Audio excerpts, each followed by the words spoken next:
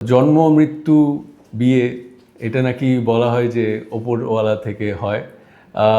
যেহেতু আমি এখন হ্যাপিলি সিঙ্গল, বাট বাকিটা অবশ্যই মানুষ বোধহয় একলা বাঁচার জন্য তৈরি হয়নি, এই রিয়েলাইজেশনটা হয়েছে।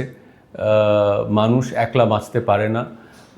অ্যান্ড স্পেশালি সরি আমি এই প্রসঙ্গটা আনছি আমার মা চলে যাবার পর এবং আরও বিভিন্ন ইনসিডেন্ট ঘটবার পর আমি একেবারে আইসোলেটেড করে ফেলেছিলাম নিজেকে। কিন্তু রিসেন্টলি আমি রিয়েলাইজ করছি আস্তে আস্তে যে মানুষ ডিজাইনড এভাবে না একলা বাঁচার জন্যে। সো অবশ্যই ওপরওয়ালা জানেন যখন হবে তখন হবে।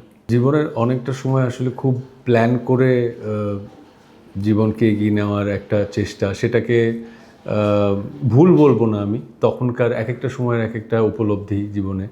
আমার এই মুহূর্তে এমন কোনো প্ল্যান বা স্ট্র্যাটেজি নেই যে এইভাবেই যাব বা এইভাবেই করব।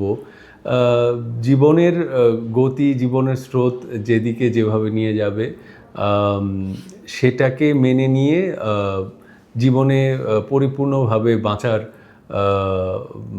জীবনকে উপলব্ধি করার, জীবনকে এক্সপিরিয়েন্স করার একটা প্রয়াস বোধহয় থাকবে আমার এখন। হ্যাপিলি ম্যারিড বিষয়টা অনেকটা কন্ডিশনিং, বহু বছর ধরে বোধহয় হয়তো 1000 বছর ধরে একটা কন্ডিশনিং, সোশ্যাল কন্ডিশন করা হয়েছে যে এই হলে হ্যাপিলি ম্যারিড হয়, আর এই না হলে, একটা ইনস্টাগ্রামেবল ছবি না হলে, একটা এইটা না হলে, একটা ওইটা না হলে আর হ্যাপিলি ম্যারিড হয় না।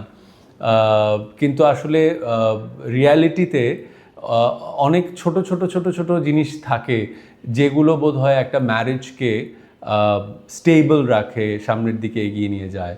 সেই জিনিসগুলো সবসময় হ্যাপিলি ম্যারিড টাইপ হয় না। সেই জিনিসগুলো অনেক বোঝাপড়া, অনেক দেয়া নেয়া, অনেক অ্যাডজাস্টমেন্ট, তারপর বোধহয় আসে। আকাশে চাঁদ উঠলে দেখা যায়, বলে দিতে হয় না। পাইপলাইনে কি আছে কি নেই, সামনে কি হবে কি হবে না, সেটা হলে সবাই জানতে পারবে।